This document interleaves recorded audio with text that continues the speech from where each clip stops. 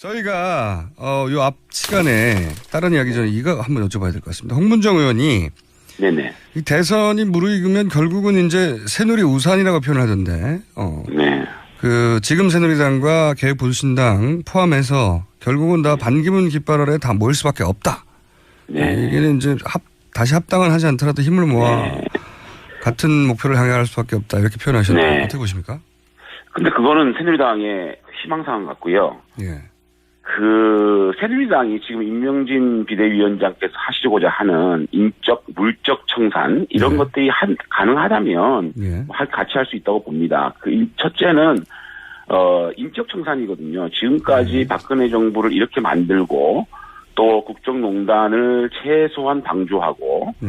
또 새누리당의 어떤 분열을 조장했던 그런 발언을 한 분들이 당을 나가주고 두 번째는 새누리당이 가지고 있는 모든 재산을 국가에 헌납하고 재창당 수준으로 간다면 지금 우리 신당 세력과 같이 할 수 있죠. 다만 새누리당이 그러한 환골탈태의 모습을 보이지 않으면 저희는 개혁적 보수의 기치를 내걸고 왔기 때문에 그렇게 한 명의 대선 주자를 중심으로 다시 모인다? 그거는 너무 정치공학적이고 저희들이 하고자 하는 정치와 다릅니다. 두 가지 조건이네. 우선 소위 친박, 진박 이렇게 불리는 분들이 전면적으로 탈당해야 하고. 그렇습니다. 네. 그리고 지금 재산은 그 정당성이 없으니 국고 헌납해야 되고. 그렇습니다. 사실은 우리 국민들께서 새누리당의 공범이라고 하는데 그 재산을 가지고 기득권을 누리겠다? 그거는 말이 안 되지 않습니까? 그래서 둘 중에 하나만 되면요, 의원님. 아닙니다. 그거는 같이 할 수 없습니다. 왜냐하면 네. 저희들 같은 경우에 지금 모든 자기의 소중물을 틀어서 지금 창당 자금을 마련하고 있거든요. 네. 새누리당도 그런 마음을 가지고 모든 완전히 새롭게 태어나는 그런 모습으로 가자는 게 저희 주장입니다. 그러면은 소위 이제 당을 아예 떠나야 될 분이 지금은 서청원, 최경환 이런 분들만 거론됐는데 더 있습니까? 그러니까 저희들이 누구를 꼭 찍어서 말을 안 하겠지만 네. 제가 그 임명진 비대위원장 말씀하지 않았습니까? 그 박근혜 정부를 이렇게 만드는데 핵심적인 역할 하신 분들, 네. 그 다음에 국정농단 세력에 대해서 방조하신 분들, 네. 그 다음에 당을 이렇게 분열을 조장하는 언사를 하신 분들, 또 촛불에 나가서 이 촛불을 더더욱 타오르게 했던 분들, 이런 분들을 출당을 하라고 그랬으니까 출당을 하겠다 혹은 갈당하라고 공고했기 때문에 그런 부분들이 선행돼야 된다. 그건 아주 기본적인 우리 국민들이 새누리당에 바라는 그건 굉장히 마지노선이라고 생각합니다. 예를 들면 최순실의 남자들이라고 지칭되었던 8분을 포함하여. 그래, 최순실 남자라고 얘기하는 거는 네. 뭐 최순실과 연관관계가 있어야지 최순실 남자라고 하지 않겠습니까? 다만 그 말에 최순실의 남자라고 얘기하고 있는 그 말의 의미는 최순실 국정농단 사태로 박근혜 정부가 이렇게 되지 않았습니까? 네. 그 넓은 의미에서 박근혜 정부를 이렇게 만드는데 아무래도 책임이 있는 사람도 새누리당이 이 국정농단 사태 이후에 극도로 분열상을 보이게 되고 또 분열의 그 말씀을 하신 분들 또 촛불 집회에다 대고 그렇게 국민의 민심과 동떨어진 발언을 하신 분들 같이 할 수 없지 않겠습니까? 예를 들면 김진태 의원 같은 분이요? 글쎄요. 또 낚여질라 그런다. 그러면 뭐 예를 들어서 서청원 의원, 최경환 의원 한 2분 정도 나간다고 이게 되는 일이 아니네요. 그 정도를 가지고 우리 네. 국민들이 새누리당이 환골탈퇴를 했다, 계획을 했다라고 말씀하실 수 있을까요? 그런 얘기를 인정할 수 있을까요, 국민들께서? 알겠습니다. 비겁하다고 생각합니다. 네, 그거는 이제 앞으로 진행되어 갈 테니 또 연결해서 여쭤보겠고. 네네. 오늘 이제 연결한 중요한 이유가 대통령이 갑자기 이제 신년 간담회를 하셨어요. 네. 네. 그런데 이제 형식 내용 모두 부적절하다는 논평을 직접 내셨는데 이유가 네. 뭔지 좀 총평해 주십시오. 제가 어저께 오후쯤에 12시쯤인가 공항에서 비행기를 타고 올라오는데 그때 공항에서 대통령 기자간담회를 한다라는 이제 그 속보가 떴는데 네. 집에 들어오니까 서울에 들어오니까 4시더라고요. 4시까지 도대체 무슨 얘기를 했는지 나오지를 않아요. 예. 그래서 나중에 5시 넘어가니까 청와대에서 찍은 영상을 편집을 해서 내보내고 있는데 예. 그 내용을 들으니까 정말 참 부적절하고 참 실망스럽기 짝이 없었습니다. 사실 시기적으로 보게 되면 그게 탄핵 전에 기자간담회를 일문일담을 해서 소명을 했어야 됐고 지금 시점은 자신이 헌법재판소나 특검에 가서 충분히 자기 방어권이나 자신의 소명을 할 수 있지 않겠습니까? 굳이 탄핵된 상황에서 대통령께서 기자간담회를 해서 이렇게 변명을 읽어간다는 시기도 맞지 않고요. 아까 말씀드린 형식적으로도 아니 무슨 그러면 전체적으로 뭐 카메라 들어갈 수 있게 하든지 카메라하고 노트북 전부 기자들이 못 갖고 들어갔다는 거 아닙니까? 그것도 납득이 안 되고 내용적으로도 전면 부인을 하지 않았습니까? 네. 그러니까 대통령께서 이 국정농단 사태에 대한 인식을 어떻게 하고 있는지 정말 저는 확실히 알게 됐는데 정말 모든 혐의에 대한 전면 부인은 좀 특검에서 규명돼야 될 것 같고 대통령께서 인식이 우리 국민들의 눈높이와 전혀 따라가지 못하는 과거에 머물리지 않았느냐 싶어서 굉장히 부적절했고 좀 실망스러운 그런 담화였다고 생각합니다. 기자 간담회라고 생각합니다. 네, 형식도 그리고 시점도 내용도 다 부적절했다고 보시는 거군요. 말하자면. 그렇습니다. 그게 사실 국민적인 눈높이에서 아니 제가 몇 가지 예만 들어볼게요. KD 코퍼레이션을 지원한 게 중소기업 육성입니까? 그러니까 K스포츠 미르재단이 민간 채용 문화 육성입니까? 삼성하고 지금 제일모직하고 합병하는 게 국민연금이 손들어준 게 그게 후계 구도지 대한민국 기업을 지키는 겁니까? 차은택이 무슨 몇 명 장차관들 추천한 것이 일반적인 추천입니까? 그러니까 이런 인식 자체가 국정농단을 정말 본인이 중심에 있다는 얘기에 저는 반어법이라 생각이 들거든요. 어떻게 국민의 눈높이와 이렇게 동떨어진 인식을 하고 계신지. 그럼 3차 담화에서 조기 퇴진하고 조기 대선하겠다는 말씀을 왜 하셨는데요? 그럼 전면적으로 자신의 어떤 혐의를 부인하고 있다면 굳이 대통령 3차 담화에서 자신의 인지를 줄일 이유가 뭐가 있냐고요. 그렇죠. 그럼 이 탄핵 자체가 전반적으로 대통령께 그냥 덮어 씌우기, 쉽게 말하면 엮어서 탄핵을 시킨 거란 말씀을 하시는 겁니까? 정말 우리 국민들이 듣기에 새해 벽두부터 이런 변명을 듣고 있어야 되는지 저는 참 안타깝다는 생각을 했습니다. 특히나 이제 청문회 위원을 하셨기 때문에 사안을 더욱 디테일하게 아시니까 더 할 말이 많으신 것 같은데. 네. KD 코퍼레이션 얘기부터 하셨는데, 근데 KD 코퍼레이션에 대해서 잘 모르시는 분들을 위해서 왜 이것이 대통령의 소위 소명, 본인은 이제 훌륭한 회사라서 지원한 것이다라는 취지로 말씀하셨는데. 아니, 근데 이제 이게 뭐 창조 경제의 대표적인 기업으로 해서 집중적으로 육성해가지고 그 기업이 일반적으로 펀딩을 해서 망한 회사 아닙니까? 그게 한 기업에 특혜를 준 거지, 이걸 중소기업 육성이라고 생각하고 계시는 거 아닙니까? 그러니까 상식적으로 이것이, 그러니까 인식 자체가 대통령께서 한마디만 할 수 있는 거, 그 기업 참 좋지 않아요? 이 말씀 자체가 아랫사람들이 듣기에는 어느 정도 큰 무게감을 가지고 있는지 본인이 아셔야 되는 것이고, 그 대통령 자리의 엄중함을 본인이 모르시고 계신 거 아니냐. 지금 안종범 수석께서는 얼마 전까지만 해도 저 모든 것을 대통령께 지시해서 자신은 그 지시를 이행한 것밖에 없다라고 얘기하는데, 그러면 K스포츠 미르재단 같은 경우에도 지금까지 기업들은 전부 다 진술을 그렇게 하고 있지 않습니까? 자신의 기업이 불이익을 받을까 봐서 돈을 냈다. 그럼 그거하고 대통령은 기업들이 선전 냈다는 인식하고 그 인식의 괴리가 대통령과 국민과의 인식의 괴리를 같이 하고 있는 부분이거든요. 그래서 참 이런 인식을 하고 계신지에 대해서 국민의 한 사람은 참 안타깝고, 어쨌든 빨리 이런 사태가 더 벌어지기 전에 특검에서 빨리 이 사실을 규명하는 것이 저는 도리라고 생각합니다. 알겠습니다. KD 코퍼레이션 제가 여쭤본 이유는 실력이 있다면 기회를 얻을 수 있지 않겠느냐 이런 차원으로 말을 했다라고 말씀하셨는데, KD 코퍼레이션이 실력이 있는지 어떻게 아느냐 사실은 되물어봐야 될 질문인 것 같은데 이 부분은 어떻게 생각하십니까? 이 세월호 7시간에 대해서도 굉장히 집중적으로 청문회장에서 질의를 하셨던 분으로 7시간에 대해서도 이렇게 말했거든요. 대통령으로서 할 일을 다 했다. 어떻게 보십니까? 근데 우선적으로 본인이 계속 다 지시를 받고, 보고를 받고 지시를 꼼꼼하게 했고, 한치의 오차가 없었다는 말씀을 하시는데, 그럼 왜 지금까지 2년 동안 아무런 말씀을 안 하시고, 거기에 대해서 얘기를 안 했고, 또, 헌법재판소에서 법률 대리인들이 대통령에서 기억을 못 한다는 말씀은 또 무슨 말씀일까요? 엊그저께 헌법재판소에 나가가지고 대통령 법률 대리인들이 그런 말씀하지 않았습니까?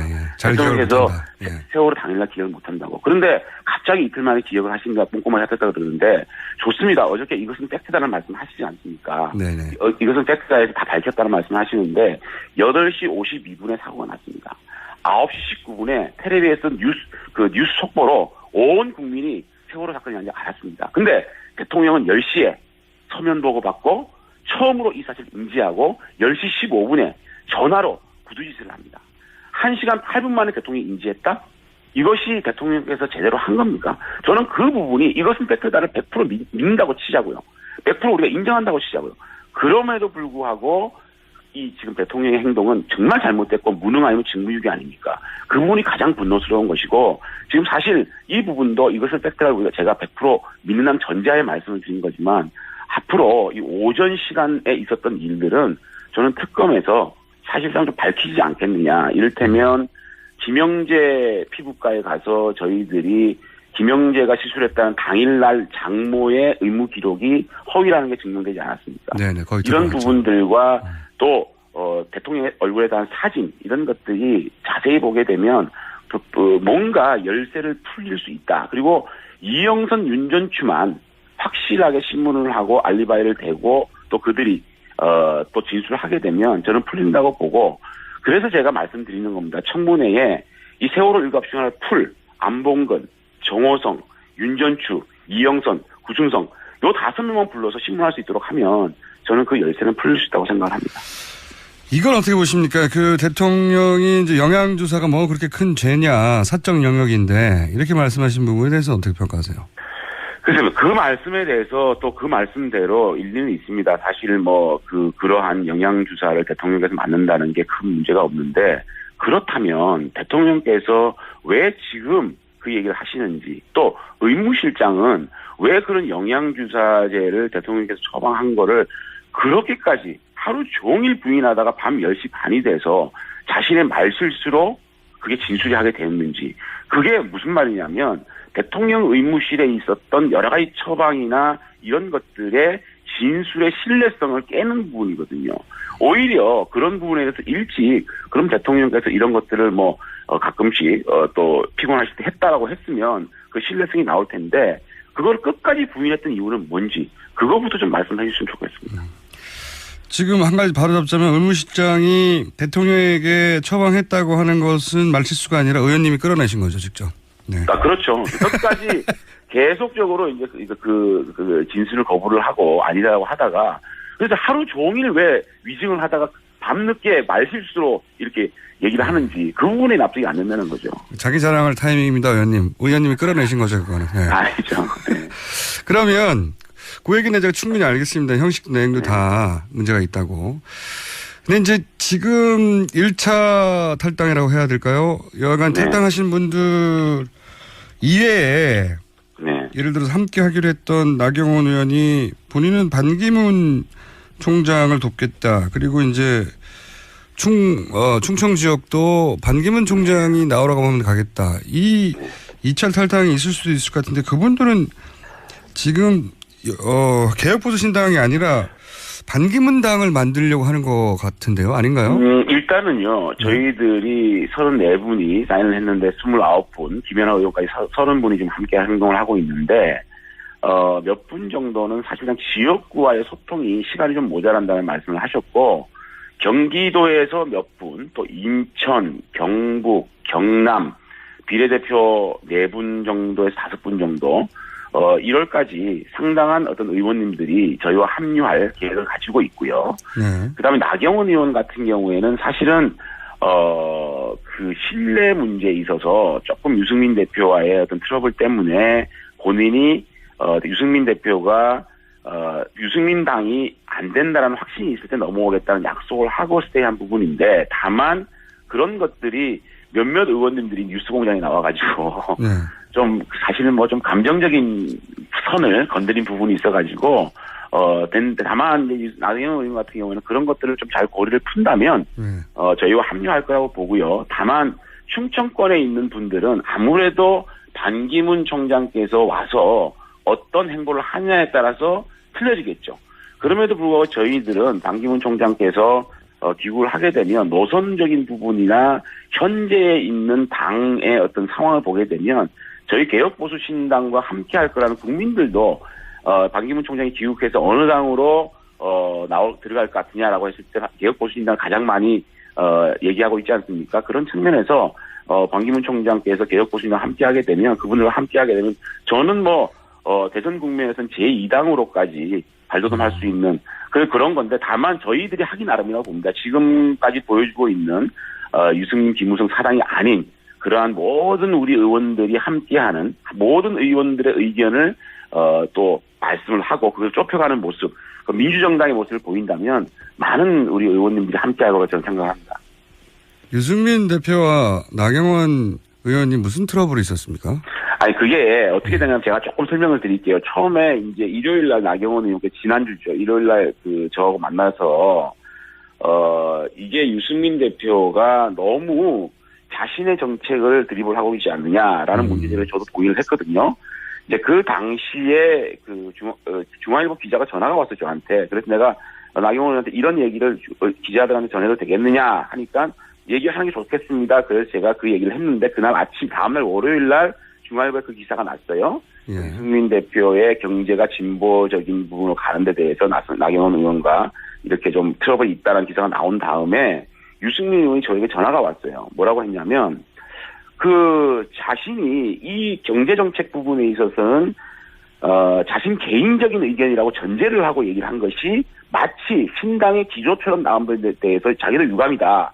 앞으로 모든 의원님들의 의견을 모아서 함께 가겠다는 약속을 저한테 했거든요. 그래서 제가 나경원 의원께서 이 전화를 해서 확인을 해 주십시오라고 했습니다. 그래서 유승민 의원이 나경원에 전화를 했답니다. 했는데 그 이후에 제가 나경원 의원과 통화를 하니까 말씀하시는 게 장 의원은 재선이니까 몸이 가벼우니까 장 의원이 유승민 대표의 말을 믿는다면 함께 하십시오. 저는 아무래도 유승민 의원이 행동을 어떻게 하는지 제가 확인을 하고 나가야 되겠다. 이렇게 해서 나경원 의원이 하는 겁니다. 사실 원내대표라는 부분은 본인이 그렇게 얘기하지 않는 부분을 많은 의원님들이 그렇게 그럴 것이다라고 얘기를 하면 사실은 자리 때문에 자신의 정치적 거취를 결정한다? 정치인은 굉장히 모욕적인 발언이거든요. 사실 이혜원 선배님 같은 경우에는 좀 잘 아시겠지만 내공의 정치인이고 경제통이고 굉장히 훌륭하신 분인데 너무 아프게 말씀하시는 부분이 있어요. 예, 그래서 네. 그런 부분은 같이 할 의원님들에 대해서 또 김성태 선배 같은 경우는 또 막 운다 이렇게 얘기를 하니까 정치인한테 좀 모욕이잖아요. 그런 부분들이 감정적으로 에스컬레이트 된 부분이 있거든요. 사실은 이제는 사실 그런 부분들이 지금 우리가 많이 해소를 했잖아요. 네. 그러니까 우리 의총 같은 데 할 때 상당히 민주적이고 그런 부분을 기자들이 다 얘기를 하지 않습니까? 그런 걸 확인되면 사실 1월 초에는 나경원 의원이 충분히 올 수가 있었거든요. 그래서 제가 이런 부분은 서로 이해를 시키는 선에서 함께 할 수 있도록 최선의 노력을 다하겠습니다. 알겠습니다. 저희가 의원님 처음에 연결할 때는 할 말도 없다고 10분도 안 된다고 그러는데 지금 혼자서 지금 몇 분을 말씀하시는 겁니까? 죄송합니다. 제가 말씀을 자꾸 시키니까 제가 이러는 거 아닙니까? 알겠고요. 한 가지만 여쭤보고 다음에 연결할게요. 예. 개혁보수신당 이 이름 언제 바꿉니까? 이게 줄이면 개보신당이 되고요. 석자로 해도 보신당입니다. 이거 안 돼요. 저희들이 지금 당면 공모를 하고 있지 않습니까? 당면 공모를 해가지고 빠른 시일 내에, 저희들의 새로운 깨끗하고 따뜻한 보수의 가치를 느낄 수 있는 좋은 당명으로 여러분께 선보이겠습니다. 우리 개혁보수신당 정말 민주정당으로서 우리 서민들과 국민들의 든든한 힘이 될 수 있는 당을 만들어 나가겠습니다. 저희들 한번 지켜봐 주시고요. 열심히 하면 지지해 주시기 바라겠습니다. 알겠습니다. 하겠습니다. 감사합니다. 고맙습니다. 감사합니다. 네, 개혁보수신당의 장재원 대변인이었습니다. 저희가 요 앞 시간에 다른 이야기 전에 이거 한번 여쭤봐야 될 것 같습니다. 홍문정 의원이 네네. 이 대선이 무르익으면 결국은 이제 새누리 우산이라고 표현을 하던데. 네. 지금 새누리당과 개혁보수신당 포함해서 결국은 다 반기문 깃발 아래 다 모일 수밖에 없다. 네. 이게는 이제 다시 합당은 하지 않더라도 힘을 모아 같은 목표를 향해 갈 수밖에 없다. 이렇게 표현하셨는데 네. 어떻게 보십니까? 근데 그거는 새누리당의 희망사항 같고요. 예. 새누리당이 지금 임명진 비대위원장께서 하시고자 하는 물적 청산, 이런 것들이 가능하다면, 같이 할 수 있다고 봅니다. 첫째는, 인적 청산이거든요. 지금까지 박근혜 정부를 이렇게 만들고, 또 국정농단을 최소한 방조하고, 또 새누리당의 어떤 새누리당에 바라는, 굉장히 마지노선이라고 생각합니다. 예를 들면 최순실의 남자들이라고 지칭되었던 8분을 포함하여. 그래, 최순실 남자라고 얘기하는 거는 뭐 최순실과 연관관계가 있어야지 최순실 남자라고 하지 않겠습니까? 다만 그 말에 최순실의 남자라고 얘기하고 있는 그 말의 의미는 최순실 국정농단 사태로 박근혜 정부가 이렇게 되지 않았습니까? 네. 그 넓은 의미에서 박근혜 정부를 이렇게 만드는데 아무래도 책임이 있는 사람, 또 새누리당이 이 국정농단 사태 이후에 극도로 분열상을 보이게 되고 또 분열의 그 말씀을 하신 분들, 또 촛불 집회에다 대고 그렇게 국민의 민심과 동떨어진 발언을 하신 분들 같이 할 수 없지 않겠습니까? 예를 들면 김진태 의원 같은 분이요? 글쎄요. 또 낚여질라 그런다. 그러면 뭐 예를 들어서 서청원 의원, 최경환 의원 한 두 분 정도 있습니다. 왜냐하면 네. 저희들 같은 경우에 지금 모든 자기의 소주문을 틀어서 지금 창당 자금을 마련하고 있거든요. 네. 새누리당도 그런 마음을 가지고 모든 완전히 새롭게 태어나는 그런 모습으로 가자는 게 저희 주장입니다. 그러면은 소위 이제 당을 아예 떠나야 될 분이 지금은 서청원, 최경환 이런 분들만 거론됐는데 더 있습니까? 그러니까 저희들이 누구를 콕 찍어서 말은 안 하겠지만 네. 제가 그 임명진 비대위원장 말씀하지 않았습니까? 그 박근혜 정부를 이렇게 만드는데 핵심적 역할 하신 분들, 네. 그다음에 국정농단 세력에 대해서 방조하신 분들, 네. 그다음에 당을 이렇게 분열을 조장하는 언사를 하신 분들, 또 촛불에 나가서 이 촛불을 더더욱 타오르게 했던 분들, 이런 분들을 출당을 하라고 그랬으니까 출당을 하겠다 혹은 갈당하라고 권고했기 때문에 그런 부분들이 선행돼야 된다. 그건 아주 기본적인 우리 국민들이 나간다고 이게 되는 일이 아니네요. 그 정도를 가지고 우리 네. 국민들이 새누리당이 황골탈퇴를 했다, 계획을 했다라고 말씀하실 수 있을까요? 그런 얘기를 인정을 할 수 있을까요, 국민들께서? 알겠습니다. 비겁하다고 생각합니다. 네, 그거는 이제 앞으로 진행되어 갈 테니 또 연결해서 여쭤보겠고. 네네. 오늘 이제 연결한 주요한 이유가 대통령이 갑자기 이제 신년 간담회를 하셨어요. 네. 네. 그런데 이제 형식 내용 모두 부적절하다는 논평을 직접 내셨는데 이유가 네. 뭔지 좀 총평해 주십시오. 제가 어저께 오후쯤에 12시쯤인가 공항에서 비행기를 타고 올라오는데 그때 공항에서 대통령 기자간담회를 한다라는 이제 그 속보가 떴는데 네. 집에 들어오니까 서울에 들어오니까 4시더라고요. 4시까지 도대체 무슨 얘기를 했는지 나오지를 않아요. 예. 그래서 나중에 5시 넘어가니까 청와대에 를 조장했던 그런 발언을 한 분들이 당을 나가지고 두 번째는 새누리당이 가지고 있는 모든 재산을 국가에 헌납하고 재창당 수준으로 간다면 지금 우리 신당 세력과 같이 할 수 있죠. 다만 새누리당이 그러한 황골탈퇴의 모습을 보이지 않으면 저희는 개혁적 보수의 기치를 내걸고 왔기 때문에 그렇게 한 명의 대선 주자를 중심으로 다시 모인다? 그거는 너무 정치공학적이고 저희들이 하고자 하는 정치와 다릅니다. 두 가지 조건이네. 우선 소위 친박, 진박 이렇게 불리는 분들이 전면적으로 탈당해야 하고. 그렇습니다. 네. 그리고 지금 재산은 그 정당성이 없으니 국고 헌납해야 되고. 그렇습니다. 사실은 우리 국민들께서 새누리당의 공범이라고 하는데 그 재산을 가지고 기득권을 누리겠다? 그거는 말이 안 되지 않습니까? 그래서 둘 중에 하나만 되면요, 의원님. 아닙니다. 그거는 같이 할 수 없습니다.